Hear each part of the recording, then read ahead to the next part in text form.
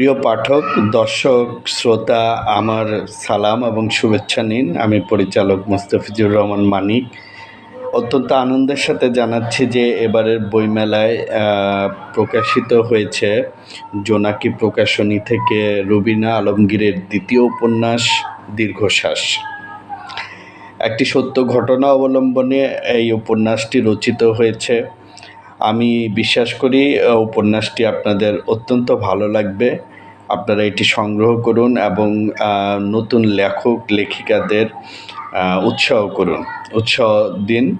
আমিও সংগ্রহ করব উপন্যাসটি এবং এই উপন্যাসটি পাওয়া যাবে সোহরাওয়ার্দী উদ্যানের 619 থেকে 622 নম্বর স্টলে।